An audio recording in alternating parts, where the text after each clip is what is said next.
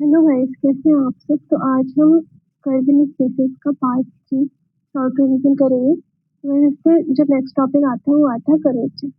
अब guys, curvature क्या होता है। तो गाइस, अगर आपको कोई पॉइंट दिया गया है, उस पी पॉइंट पर अगर आप कोई टेंजेंट खींचते, कर्वेचर होती है टेंजेंट की डायरेक्शन में चेंज, मतलब arc rate of rotation of tangent, the change in the direction of tangent, मतलब टेंजेंट की डायरेक्शन में जो चेंज आता है उसे हम क्या कहते हैं, कर्वेचर कहते हैं।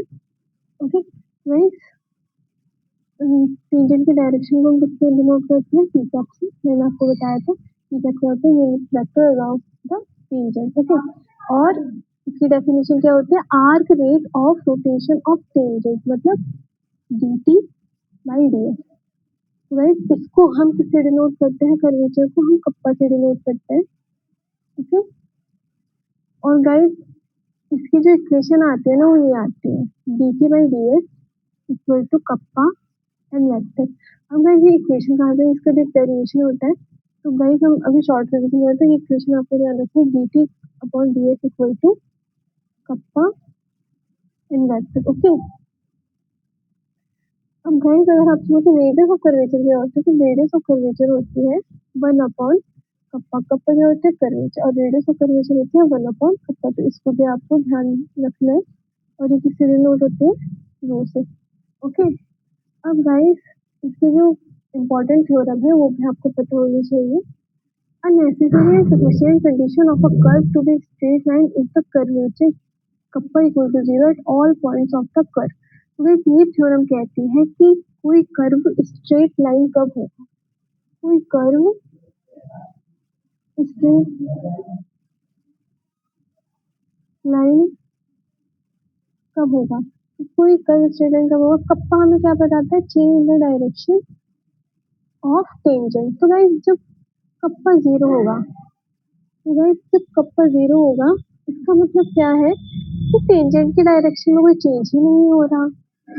गाइस अगर कर्व इस तरीके से होता है, हम यहाँ पे टेंजेंट खींचेंगे, यहाँ पर टेंजेंट खींचेंगे, यहाँ टेंजेंट, तो ऐसा देखकर टेंजेंट की जो डायरेक्शन वो चेंज हो रही है। बट अगर आपकी स्ट्रेट लाइन है, तो गाइस आप किसी भी पॉइंट पे टेंजेंट खींचेंगे तो उसकी डायरेक्शन हमेशा सेम ही रहती है। तो गाइस इसलिए अगर कर्वेचर जीरो होगा at all point of the curve, तो गाइस वो आपका क्या होगा, स्ट्रेट लाइन होगा। तो ध्यान रखना, कर्व स्ट्रेट लाइन कब होगा, जब जब कर्वेचर जो है जीरो होगा। तो ये बहुत इंपॉर्टेंट थ्योरम है। ये जब हमने कर्वेचर बोला तो ओरिजिन क्या होता है, तो कर्वेचर क्या था, arc rate of change in direction of tangent, और टोरिजन क्या होता है, arc rate of change in direction of the binormal. तो गाइस मैंने आपको बाइनॉर्मल बताया था, बाइनॉर्मल क्या होता है।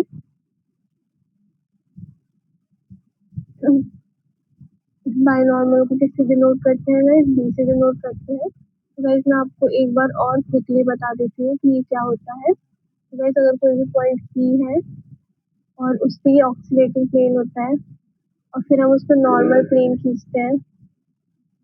ओके, तो ये तो डायरेक्शन होती है टेंजेंट, ठीक है। और इनके जो इंटरसेक्शन से हमें मिलता है वो होता है प्रिंसिपल नॉर्मल, इसे हम एन कैप से डिनोट करते हैं।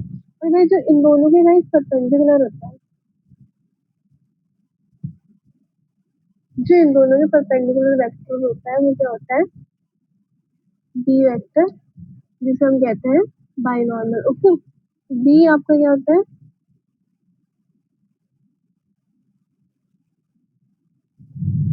परपेंडिकुलर वेक्टर होता है एन और टी पे, ठीक है। तो ये बाइनॉर्मल होता है। ओके, तो ये are the rate of change in direction of the binormal xc, और its magnitude is denoted by tau। अब इसको किससे डिनोट करते हैं, हॉरिजॉन्टल को tau से डिनोट करते हैं। और अगर हम 1 upon tau कर दें तो वो रेडियस ऑफ कर्व मिल जाता है। तो गाइस इसमें भी आपको जो है इम्पोर्टेंट इक्वेशन को ध्यान में रखना है। तो बाइनॉर्मल का आर्क रेट ऑफ चेंज ये होता है D B by D S. तो गाइस इसकी इक्वेशन आती है माइनस टॉ एन, टॉ क्या है आपका यहाँ पे, टॉ क्या है टोरिजन, और एन क्या है, एन आपका है प्रिंसिपल नॉर्मल। अब यहाँ पे माइनस साइन क्यों आ रहा है, ये जो बी होता है ना, ये उसकी अलग डायरेक्शन में होता है, अपोजिट डायरेक्शन होता है, मैंने आपको बताया था। ये टी है, ये एन है, और गाइस ये बी है। ओके, तो बी के बाद गाइस टी आना चाहिए, बट बी के बाद हम क्या आ रहा है, एन आ रहा है, तो गाइस ये बी की जो है ना अपोजिट डायरेक्शन में, और बी के डायरेक्शन में कौन है, टी वेक्टर है, बी के अपोजिट डायरेक्शन में कौन सा एन वेक्टर, तो गाइस इसलिए यहाँ पे माइनस आ रहा है। अब जैसे उसकी थ्योरम की कर्वेचर, जैसे टॉरिजन की थ्योरम होती है कि कोई भी जो कर्व है वो प्लेन कर्व कब होगा, तो गाइस जब टॉरिजन जीरो होता है at all points of the curve, guys वो जीरो होता है। टॉरिजन हमें क्या बताता है, रेट ऑफ मतलब arc rate of change in direction of binormal, binormal की डायरेक्शन में जो चेंज, तो गाइस जो प्लेन होता है, प्लेन के डायरेक्शन वेक्टर हमें कैसे मिलता है, जिस प्लेन के परपेंडिकुलर होता है, जिस प्लेन के परपेंडिकुलर होते हैं, तो गाइस जब प्लेन के जो परपेंडिकुलर डायरेक्शन वेक्टर मतलब उनमें बाइनॉर्मल की डायरेक्शन में चेंज ही नहीं आएगा उस करके, तो गाइस वो क्या हो जाएगा, प्लेन हो जाएगा। ओके, तो ये आपको ध्यान रखना, अगर टॉ इक्वल टू जीरो होता है at all points of the curve, तो वो कर्व क्या होता है, वो प्लेन होता है। अब very important theorem, screw curvature vector क्या होता है, फिर उसके बाद सेरेट सेरेट फॉर्मूला आएगा, very important. Okay, very very important theorem होती है। तो गाइस कर्वेचर क्या होता है, arc rate,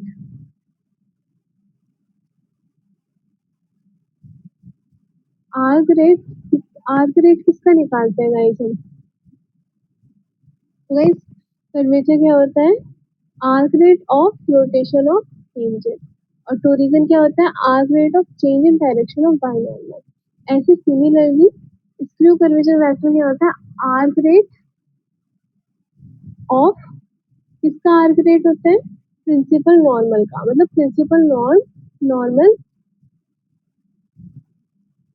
arc rate of change of principal normal. तो गाइस स्क्रू कर्वेचर वेक्टर क्या होता है, arc rate of change of principal normal, principal normal की डायरेक्शन में जो भी चेंज आता है, तो इसको हम क्या कहते हैं, स्क्रू कर्वेचर वेक्टर, और इसको डिनोट करते हैं D N by D S.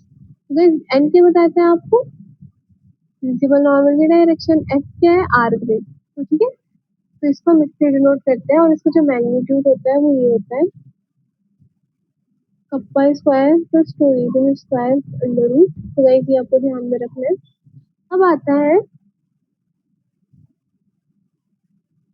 सेरेट सेरेट formula, तो गाइस ये बहुत ही ज्यादा इंपॉर्टेंट है, ये तीन इक्वेशन होती हैं, बहुत ज्यादा इंपॉर्टेंट है। तो गाइस फर्स्ट इक्वेशन क्या है, D T by D S, तो गाइस ये तो फर्स्ट वाली है, कौन सी वाली, कर्वेचर वाली, कर्वेचर वाली कहती है arc rate of change rotation of changes, तो गाइस उसकी इक्वेशन हमने देखी थी, और गाइस ये वाली इक्वेशन भी हमने देखी थी, arc rate in change of direction of binormal, तो गाइस ये वाली इक्वेशन भी देखी थी।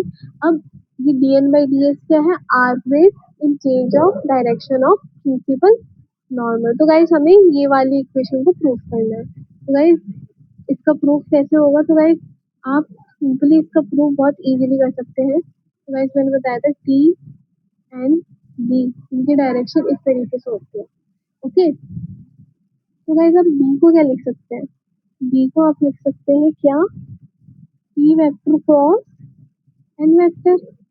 ओके, अब हमें क्या चाहिए गाइस, हमें डी बाई डी एस चाहिए, तो गाइस सिंपली कर दीजिए, P vector cross D N by D S plus D T by D S cross N vector. Okay, तो guys D N by D S क्या है,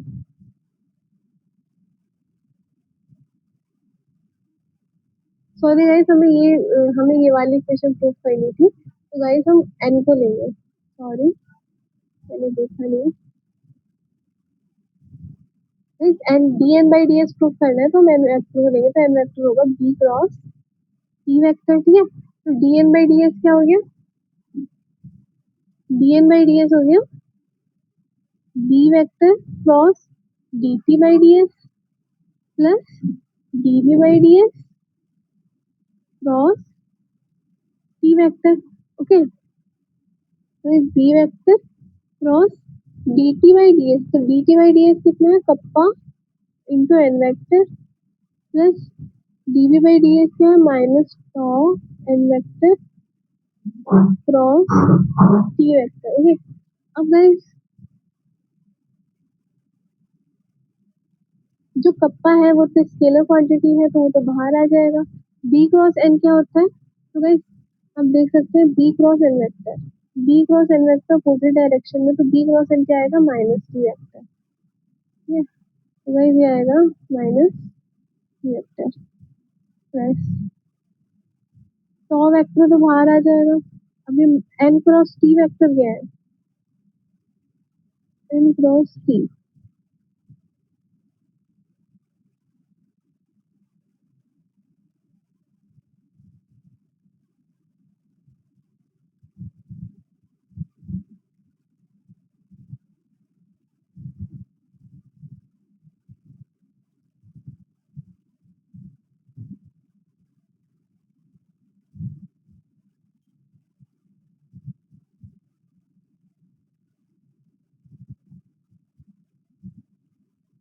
तो guys ये भी माइनस वाली डायरेक्शन में है, तो इसकी वैल्यू क्या आ जाएगी, एन क्रॉस टी की माइनस डी वेक्टर, तो माइनस माइनस प्लस हो जाएगा।